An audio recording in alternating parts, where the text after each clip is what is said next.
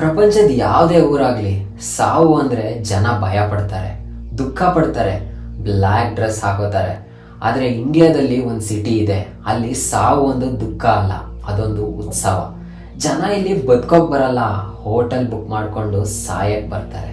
ಹೌದು, ಅದ್ಯಾವ ಊರಪ್ಪ ಅಂತೀರಾ? ಅದೇ the city of lights, Varanasi.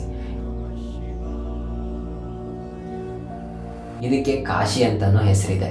Mark ಟ್ವೇನ್ ಹೇಳ್ತಾರೆ, Banaras is older than history, older than tradition, older even than legend ಅಂತ.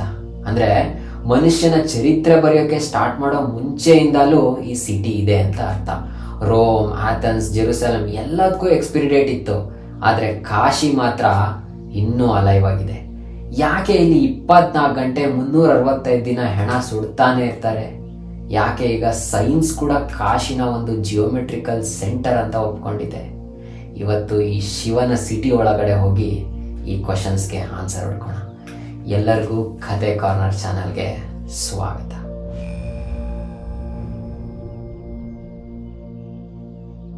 ವಾರಣಾಸಿ ಇರೋದು ಮಣಿಕರ್ಣಿಕಾ ಘಾಟಲ್ಲಿ. ಇಲ್ಲೊಂದು ಬೆಂಕಿ ಇದೆ. ಇದು ಇವತ್ತು ನೆನ್ನೆ ಅಥವಾ 100 ವರ್ಷ ಹಿಂದೆ ಹಚ್ಚಿದ ಬೆಂಕಿ ಅಲ್ಲ, ಇದು ಕಳೆದ 3000 ವರ್ಷಗಳಿಂದ ಉರಿತಾನೆ ಇದೆ. ಗಾಳಿ ಬರಲಿ, ಮಳೆ ಬರಲಿ, ಸುನಾಮಿನೇ ಬರಲಿ, ಒಂದು ಕ್ಷಣ ಕೂಡ ಈ ಬೆಂಕಿ ನಂದಿಲ್ವಂತೆ. ಈ ಬೆಂಕಿನ ಸ್ವತಃ ಶಿವನೇ ಹಚ್ಚಿದ್ದು ಅನ್ನೋ ನಂಬಿಕೆ ಇದೆ. ಈ ಬೆಂಕಿನ ಕಂಟ್ರೋಲ್ ಮಾಡೋದು ಯಾರು ಗೊತ್ತಾ? ಡಾಮ್ ರಾಜ ಕುಟುಂಬ. ಇವರು ಶೆಡ್ಯೂಲ್ ಕ್ಯಾಸ್ಟ್ಗೆ ಸೇರಿದವರು. ಅವರು ಕೀಪರ್ಸ್ ಆಫ್ ಫ್ಲೇಮ್ ಅಂತಾನೂ ಕರೀತಾರೆ.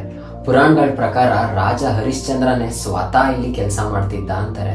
ಇಲ್ಲಿ ಒಬ್ಬ ಭಿಕ್ಷುಕ ಬಂದ್ರು ಅಥವಾ ಅಂಬಾನಿನೇ ಬಂದ್ರು, ಬಾಡಿನ ಬರ್ನ್ ಮಾಡೋಕ್ಕೆ ಬೆಂಕಿ ಬೇಕು ಅಂದ್ರೆ ಈ ಡಾಮ್ ರಾಜ ಹತ್ರನೇ ಕೇಳಬೇಕು.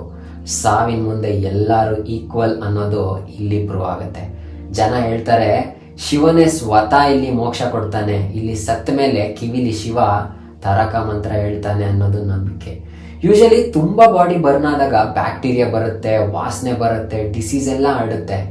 ಆದರೆ ಮಣಿಕರ್ಣಿಕಾ ಘಾಟಲ್ಲಿ ಡೈಲಿ 200ರಿಂದ 300 ಬಾಡೀಸ್ ಬರ್ನ್ ಆದರೂ ಸುತ್ತಮುತ್ತ ಯಾವುದೇ ಎಪಿಡೆಮಿಕ್ ಬಂದಿಲ್ಲ.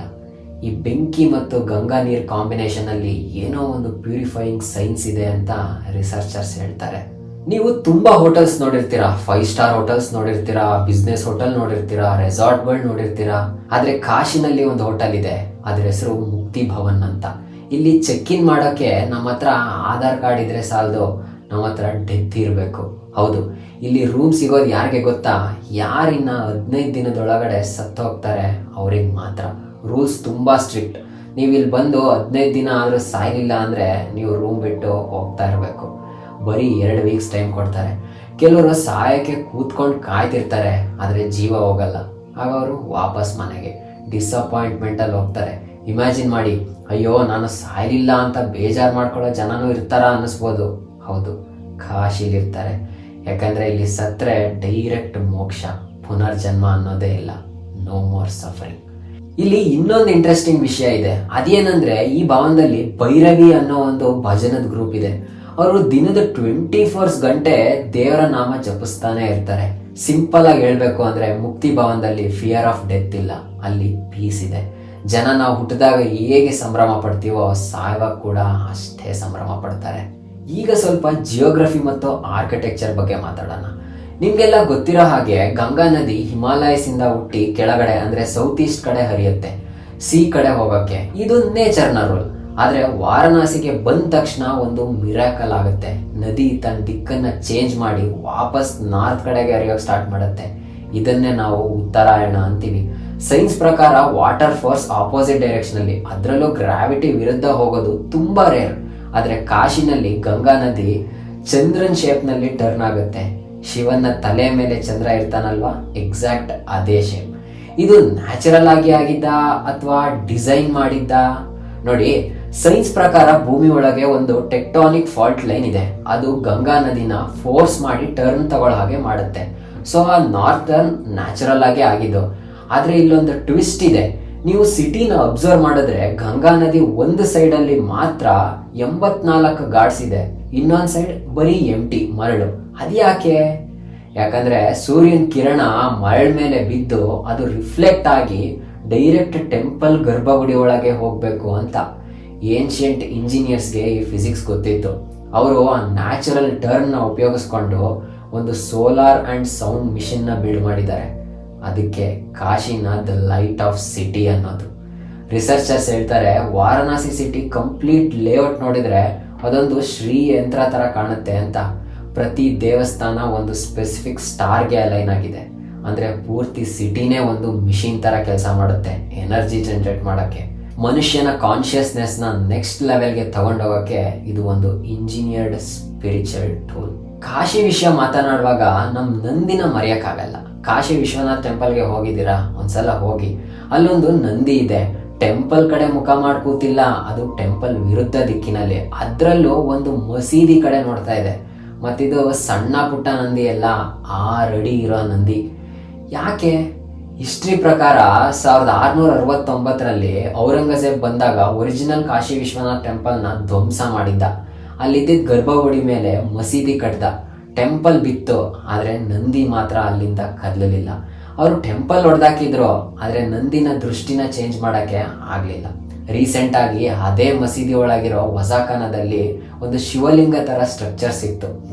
ಜನ ಹೇಳ್ತಾರೆ ನಂದಿ ಎಷ್ಟು ವರ್ಷದಿಂದ ಎಲ್ಲಿ ನೋಡ್ತಿದ್ನೋ ಸತ್ಯ ಅಲ್ಲೇ ಇತ್ತು ಅಂತ. ನಂದಿ ಇವತ್ತಿಗೂ ತನ್ನ ಒಡೆಯ ಶಿವನ್ಗೋಸ್ಕರ ಕಾಯ್ತಾ ಕೂತಿದೆ. ಅವನ ಕಣ್ಣಲ್ಲಿ ಒಂದು ಹೋಪ್ ಇದೆ, ಯಾವತ್ತಾದ್ರೂ ಒಂದಿನ ನನ್ನ ಶಿವ ವಾಪಸ್ ಬರ್ತಾನೆ ಅಂತ. ಇದು ಬರೀ ರಿಲಿಜಿಯಸ್ ವಿಷಯ ಅಲ್ಲ ಫ್ರೆಂಡ್ಸ್, ಇದು ಡಿವೋಷನ್ ಅಂದ್ರೆ ಭಕ್ತಿ. ಶಿವ ಎಲ್ಲಿದಾನೋ ನಂದಿ ಅಲ್ಲೇ ಇರ್ತಾನೆ. ಈ ನಂದಿಯ ಮೌನ 1000 ವರ್ಷದ ಕತೆ ಹೇಳುತ್ತೆ. ಕೊನೆಗೆ ಅಘೋರಿಗಳ ಬಗ್ಗೆ ಮಾತಾಡದೇ ಇದ್ರೆ ಕಾಶಿ ಕಂಪ್ಲೀಟೇ ಆಗಲ್ಲ. ನಾವು ಅವ್ರನ್ನ ನೋಡಿದ್ರೆ ಭಯ ಪಡ್ತೀವಿ, ಅವ್ರ ಬಾಡಿ ಮೇಲೆಲ್ಲ ಭಸ್ಮ ಹಾಕೊಂಡಿರ್ತಾರೆ ಅಂತ. ಭಸ್ಮ ಅಂದ್ರೆ ಬಾಡಿನ ಸುಟ್ಟಾಗ ಬರುತ್ತಲ್ಲ ಬೂದಿ, ಅದು. ಆದ್ರೆ ಫ್ರೆಂಡ್ಸ್, ನಾವು ಈಗ ಹೇಳೋದ್ ಕೇಳಿದ್ರೆ ನಿಮ್ಗೆ ಶಾಕ್ ಆಗ್ಬೋದು. ಕೆಲವ್ರು ಹೇಳ್ತಾರೆ ಅಘೋರಿಗಳು ನರ ಮಾಂಸ ತಿಂತಾರೆ, ಸುಟ್ಟಿರೋ ಹೆಣದ ಮಾಂಸ ತಿಂತಾರೆ ಅಂತ. ಹೌದು, ಕೆಲವರು ಅಘೋರಿಗಳ ಆಚರಣೆ ಪ್ರಕಾರ ಅವರು ನದಿಲಿ ತೇಲಿ ಬಂದ ಹೆಣ ಅಥವಾ ಅರ್ಧಂಬರ್ಧ ಸುಟ್ಟೋಗಿರೋ ಬಾಡಿ ಪಾರ್ಟ್ಸ್ ಇರುತ್ತಲ್ಲ ಅದನ್ನ ತಿಂತಾರೆ. ಯಾಕೆ? ಏನ್ ಹಸ್ವಿಗ? ಅಲ್ಲ, ಇದರಿಂದ ಒಂದು ಭಯಂಕರ ಫಿಲಾಸಫಿ ಇದೆ. ಅವ್ರು ಹೇಳೋದಿಷ್ಟೇ, ಶಿವ ಇಸ್ ಇನ್ ಎವ್ರಿಥಿಂಗ್. ಪ್ರಪಂಚದಲ್ಲಿ ಛೀ, ಅಸಹ್ಯ ಅನ್ನೋದು ಏನೂ ಇಲ್ಲ ಅಂತ. ಮೃಷ್ಟಾನ್ನ ಕೂಡ ಶಿವನೇ, ಮಲಮೂತ್ರ ಕೂಡ ಶಿವನೇ, ಮಾಂಸ ಕೂಡ ಶಿವನೇ. ನಮ್ಮ ಮನಸ್ಸಲ್ಲಿ ಇರೋ ಭೇದ ಭಾವನ ಕಳಿಯೋಕೆ ಅವ್ರು ಈಗ ಮಾಡ್ತಾರೆ. ಯಾವಾಗ ನಿಮ್ಗೆ ಇದು ಒಳ್ಳೇದು ಇದು ಕೆಟ್ಟದ್ದು ಅನ್ನೋ ಡಿಫ್ರೆನ್ಸ್ ಹೋಯ್ತೋ ಆಗ ನೀವು ಶಿವ ಆಗ್ತೀರಾ. ಈ ಲೆವೆಲ್ಗೆ ಈಗೋನ ಸುಡೋಕೆ ಬರೀ ಅಘೋರಿಗಳಿಗೆ ಮಾತ್ರ ಸಾಧ್ಯ. ಫ್ರೆಂಡ್ಸ್, ಜನ ಹಾಲಿಡೇಸ್ಗೆ ಗೋವಾಗೆ ಹೋಗ್ತಾರೆ, ಟ್ರೆಕ್ಕಿಂಗ್ಗೆ ಹಿಮಾಲಯ ಹೋಗ್ತಾರೆ, ಆದರೆ ಲೈಫ್ನಲ್ಲಿ ನೆಮ್ಮದಿ ಹುಡ್ಕೊಂಡು ಕಾಶಿಗೆ ಹೋಗ್ತಾರೆ. ವಾರಣಾಸಿ ಅಂದರೆ ಬರೀ ದೇವಸ್ಥಾನ ಅಲ್ಲ, ಅದು ಲೈಫ್ ಮತ್ತು ಡೆತ್ನ ಕನೆಕ್ಟ್ ಮಾಡೋ ಒಂದು ಬ್ರಿಡ್ಜ್. ಇಲ್ಲಿ ಸಾವು ಅಂದರೆ ಭಯ ಅಲ್ಲ, ಸಂಭ್ರಮ. ನೀವು ಯಾವತ್ತಾದರೂ ಕಾಶಿಗೆ ಹೋಗಿದ್ದೀರಾ ಅಥವಾ ಹೋಗೋಕ್ಕೆ ಪ್ಲ್ಯಾನ್ ಮಾಡಿದ್ದೀರಾ? ಕಮೆಂಟ್ ಮಾಡಿ ತಿಳಿಸಿ. ವಿಡಿಯೋ ಇಷ್ಟ ಆದರೆ ಲೈಕ್ ಮಾಡಿ. ಇಂಥ ಮಿಸ್ಟರೀಸ್ ಇನ್ನೂ ಬೇಕು ಅಂದರೆ ನಮ್ಮ ಚಾನಲ್ಗೆ ಸಬ್ಸ್ಕ್ರೈಬ್ ಮಾಡಿ. ಮತ್ತೊಂದಿನ ಮತ್ತೊಂದು ವಿಡಿಯೋ ಜೊತೆ ಸಿಗ್ತೀನಿ. ಅಲ್ಲಿವರೆಗೂ ಕೀಪ್ ಕ್ವಶ್ಚನಿಂಗ್, ಕೀಪ್ ಲರ್ನಿಂಗ್. ಹರ ಹರ ಮಹಾದೇವ್.